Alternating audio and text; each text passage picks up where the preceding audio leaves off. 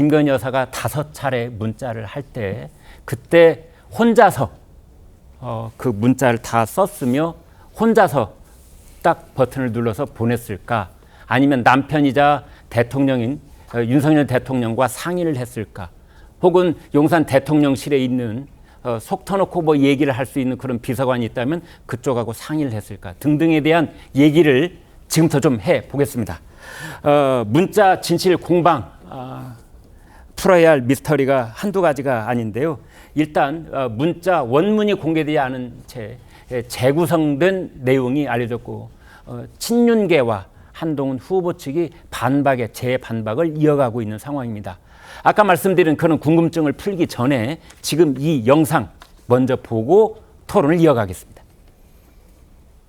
문자 내용이 사실은 굉장히 긴데 제가 앞뒤를 좀 편집해서 붙여서 제가 보여드릴게요. 한동훈 위원장님, 최근 저의 문제로 물의를 일으켜 부담을 드려 송구합니다. 몇 번이나 국민들께 사과를 하려고 했지만 대통령 후보 시절 사과를 했다가 오히려 지지율이 떨어진 기억이 있어 망설였습니다.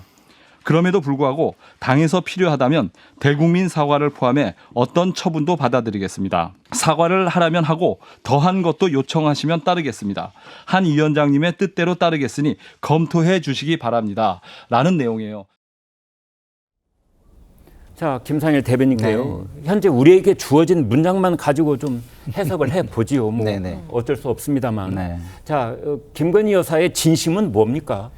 글쎄요, 저는 좀 그 제3자적 입장에서 보면 이 상황 자체가 이해가 안 돼요. 첫 번째, 저 문자 자체는요, 있어서는 안 되는 문자입니다. 왜 그렇습니까? 김건희 여사가 그 한동훈 비대위원장을 뭐 지시하거나 상의하거나 그런 위치에 있는 사람입니까? 아니 저거는요 대통령하고 상의를 해도 충분히 상황을 풀 수가 있는 거예요. 그리고 대통령의 의사결정이 훨씬 더 중요해요. 왜냐하면 당내에 친윤계 의원들이 그때 분위기가 어땠습니까? 뭐 사과를 하라는 목소리가 조금이라도 있었나요? 원희룡, 나경원 의원은 열석이나 좌지우지하는 수도권의 그런 중요한 이슈였다면 그거에 대해서 조금이라도 의사표현을 본인들이 한 적이 있나요? 윤상현, 나경원, 뭐 원희룡 다 수도권이었어요. 전혀 없었잖아요. 그리고 지금 저 문자 자체도 부적절하지만 내용으로 들어가도 그렇습니다. 자, 이게 총선에 불리할까 봐 사과를 할지 말지 망설인다? 그럼 사과의 진정성이 있는 겁니까? 아니면 이건 총선용으로만 고민을 했다는 겁니까? 도대체 뭡니까 이게? 그래서 저는 이게 이런 문자가 나오는 것 자체, 그리고 이런 문자 자체가 있는 것 자체가 적절하냐, 이게 굉장히 중요한데 그걸 간과하고 전당대회만을 위해서 이걸 어느 세력이 활용하려고 했다는 거는 아까 저희가 이야기한 것처럼 그냥 벌집을 쑤시고 진짜 초가삼간을 다 태우는 그런 게 될 수도 있다, 이런 생각이 들고요. 그리고 그럼에도 불구하고만 또 제가 보면 이런 게 있습니다. 자, 사람이 이게 표현과 행간이 되게 중요한데요. 굉장히 친했던 사람이 갑자기 정색을 하고 저자세를 하면 그걸 어떻게 느끼시나요? 저는 그러면 그거는 굉장한 비난 내지는 너 다음부터 안 볼 수 있어, 이렇게 느껴지는 경우가 더 많거든요. 오히려. 그렇기 때문에 이거는 원문을 봐야 하는 거는 너무 저는 당연하다고 생각하고요. 원문을 공개하지 않는 이유는 뭘까요? 그러니까 한동훈 비대위원장 측에서는 이걸 공개해가지고 논란이 되면은요, 당대표 된 이후에 또 이 여파가 어마어마할 겁니다. 이게 지금 어떻게든 이거를 이슈를 키우지 않으려는 노력을 하는 게 저는 옳다고 봅니다. 그러나 이제 한동훈 위원장 측이 이 문자를 공개했을 리는 가능성이 적고 오히려 반대쪽이다 했을 경우에 말이죠. 저쪽이 한 반절 이상을 이제 공개를 했으니 나머지는 이쪽에서 공개할 수 있는 것 아닙니까? 그렇게 되면은 이 싸움을 키우는 거죠. 걷잡을 수 없게 된다. 걷잡을 수 없게 되는 거죠. 그럼 아까 말씀하신 대로 우리 최 기자님 말씀하신 대로 그 원문 가지고 해석을 하는 것도 저희 지금 뭐 강성 지지층의 그 모습을 보십시오. 상식적으로 보면은 당연하다고 느껴지는 것도 자신들의 이야기, 그리고 자신들의 진영의 논리만을 강요하잖아요. 그리고 뭐 탈당하라고 그러고 막 그러잖아요. 좀 아까 우리 민주당의 곽상원 의원 그 모습 보셨잖아요. 그 의견이 다르다고 탈당할 일입니까? 탈당시키고 제명시킬 일입니까? 그건 아니잖아요. 근데 지금 이 상황을 보면은 뭐 연판장에 윤리위 얘기에 이런 게 또 나오고 있어요. 그러면은 한쪽에서 이 싸움에서 만약에 한동훈 비대위원장이 맞서가지고 그렇게까지 싸운다면은 이게 윤리위까지 갈 수도 있고 이게 걷잡을 수 없을 거라고 저는 봅니다. 네. 송영훈 위원께요. 그런데 이제 이 문자 내용 중에 보면은 이제 김건희 여사가 그 남편인 윤석열 대통령이 대선 후보였을 때 그때 사과를 한번 한 적이 있어요. 그때 사과를 했더니 오히려 지지율이 떨어지더라. 그래서 이번에도 내가 망설이고 있는 것이다. 그 말에 공감할 부분은 없습니까? 글쎄요. 그런데요. 그 네. 문자에 보면 말씀하신 것처럼 뭐 사과를 해서 해결이 된다면 1000번 만번이라도 사과를 하고 싶다. 뭐 그런 내용도 있는데 네. 그러면 사실 사과를 하셨으면 되는 문제 아닌가요? 사실은 그 앞에 있는 그렇게 간단한 문제는 아니잖아요. 물론- 왜냐하면 네. 대통령 부인인데 그리고 총선에 이래저래 뭐 큰 영향을 끼칠 것이 분명해 보이는데 그런 거는 정치 쪽을 정확하게 상황 판단을 할 수 있는 사람한테 끊임없이 자문을 받아야 되는 거 아닙니까? 대통령 부인이. 그 자문을 대통령실에서 받아야죠. 대통령과 상의를 하거나 네. 대통령의 참모들과 논의를 해서 결정이 공적 라인에 의해서 결정돼야 될 문제다. 저는 그런 생각이 들고요. 그래서 사과를 해서 해결이 된다면 뭐 1000번 만번이라도 하고 싶다 등등의 멘트들이 제가 봤을 때는 이것은 사과를 하고 싶은 것이 아니라 오히려 사과를 하지 않는 이유를 밝히는 쪽에 더 방점이 찍혀 있다. 저는 그렇게 이야기됩니다. 그리고 이게 지금 있는 그대로의 전문은 공개되지 않았잖아요. 네. 결국에는 일부 편집되거나 거두절미된 내용들만 지금 보도가 되고 있습니다. 그러면 실제로 어떤 일들이 발생했는가를 가지고 우리가 합리적 추론을 할 수밖에 없습니다. 자, 1월 15일에 2번의 문자 그리고 1월 19일까지 3번째 문자 갔다고 하는데 실제로는 어떤 일이 벌어졌습니까? 1월 21일에 한동훈 전 비대위원장은 당시에 대통령실로부터 사퇴 요구를 받았어요. 네. 설마 그 문자가 정말로 사과를 하겠다는 내용인데 단문을 하지 않아서 사과가 무산이 되었으니 그것 때문에 사퇴를 하라라고 했겠습니까? 도저히 합리적이지 않잖아요. 그렇게 볼 수는 없습니다. 그리고 그 한동훈 전 비대위원장은 국민 눈높이라는 표현을 쓰면서 사실상 사과하라는 얘기를 여러 번 공개적으로 했었습니다. 네. 그런데 1월 23일에 서천시장 화재 현장에서 대통령과 만나 뵙고 네. 서울로 같이 기차 타고 올라왔죠. 그 다음에 1월 25일 출근길에 한동훈 비대위원장이 당시에 기자들로부터 질문을 받았는데 내가 언제 사과하라고 한 적이 있느냐 이런 말을 해요. 네. 그러면은 그 사이에 어떤 일들이 전개됐는지 우리가 충분히 추론할 수 있습니다. 즉 이것이 사과에 정말로 방점이 찍혀 있었다면은 1월 25일에 한동훈 전 비대위원장이 종전과 달리 내가 언제 사과하라고 했습니까? 라는 얘기를 기자들 앞에서 공개적으로 했겠습니까? 예. 자, 이렇게 저희가 이제 앞뒤로 날짜를 이렇게 맞춰 가면서 그 퍼즐 사이사이에 이 관련 인물들이 했던 발언을 또 한번 이렇게 교직을 하면서 그 정황을 이렇게 추론을 하고 있습니다. 당사자들이 좀 속 시원하게 모든 것을 전문을 공개하고 이야기를 하기 전까지 이게 추론의 한계를 벗어날 수는 없을 것 같기는 합니다만 한동훈 후보는 이 문제가 불거진 시점 왜 지금인지 왜 6개월이 지난 이제야 이런 의구심을 품으면서 왜 문자 메시지에 답을 하지 않았는지 그 이유를 밝히기도 했습니다. 목소리를 직접 듣고 오겠습니다. 왜 지금 시점에 이런 얘기가 나오는지 좀 의아하고요. 저는 집권당의 비상대책위원장과 영부인이 사적인 방식으로 공적이고 정무적인 논의를 하는 것이 적절하지 않다고 생각합니다. 총선 기간 동안 대통령실과 공적인 통로를 통해서 소통했고요. 뭐 재구성했다고 하잖아요. 내용이 좀 다릅니다. 자, 장현주 변호사께요. 그래서 한동훈 후보는 공적인 통로로 이야기해 달라라는 입장이었다는 건데 왜 그걸 문자로 보내면 되지 않느냐. 5번이나 저쪽에서 문자가 왔는데 이런 의견이 있어요.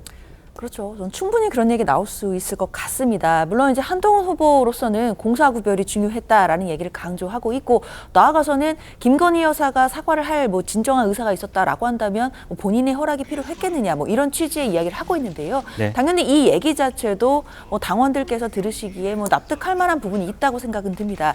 그러나 이것과는 별개의 차원에서 결국 왜 문자에 답장을 보내지 않았는지 이 부분은 계속 공방이 될 것 같은데요. 특히 이 부분이 예의의 측면이라든지 또는 신뢰의 측면으로 다가간다라고 한다면 한동훈 후보 입장에서는 꽤 아픈 공격이 될 수 있을 것 같습니다. 본질적으로 그렇다면 대통령실과의 관계가 이제 신뢰가 전혀 무너진 상황이 아니겠느냐라는 지적이 나온다라고 한다면 한동훈 후보로서도 이 부분에 대해서는 나름 해명이 필요할 것 같거든요. 따라서 자신이 공가사 구별을 위해 답장을 하지 않았다라는 해명도 뭐 일견타당해 보이지만 더 나아가서 당원들 보시기에 그렇다면 왜 그런 부분들을 문자로 전하지 못하였는지에 대한 부분들은 신뢰의 측면에서라도 봤을 때라도 어느 정도 해명은 필요하지 않겠나라는 생각은 듭니다. 네. 자, 전당대회 때 이제 투표권을 가지고 계신 분들은 아마 이런 대목을 누누이 눈여겨보고 계실 겁니다. 지난 1월 대통령실에서 한동훈 당시 비대위원장에게 사퇴를 요구했던 일, 방금 전에 저희가 얘기를 했습니다만 윤석열 대통령과 한동훈 후보 사이가 벌어진 배경으로 바로 이 문제가 거론되기도 했습니다. 듣고 오겠습니다. 김건희 여사가 한동훈 비대위원장한테 이렇게 정중하게 대국민 사과의 자리를 만들어 달라고 했는데 한동훈 비대위원장이 일체 그러니까 무시를 당했다고 여사님이 느끼는 거죠. 근데 문제는 윤석열 대통령이 이 문자를 몰랐다는 거예요, 처음에. 그러니까 보낸 사실을 몰랐어요. 두분 여사님이 사이에서. 그냥 임의로 개인적으로 친하니까 문자를 보냈는데 예. 대통령께서 뒤늦게 이걸 아신 거예요. 했다. 일식했다는 것도 아신 거죠. 그러면서 예. 굉장히 이 지점에서는 굉장히 경로를 하셨습니다. 그래서 1.2 사태로 이어졌다. 한동훈 비대위원장의 사퇴를 요구하는 사태가 이어졌다라고 보는 해석들이 많습니다. 네, 드디어 아까 저희가 제기했던 문제를 최백문 국장하고 그 이 얘기를 파고 들어가 보겠습니다.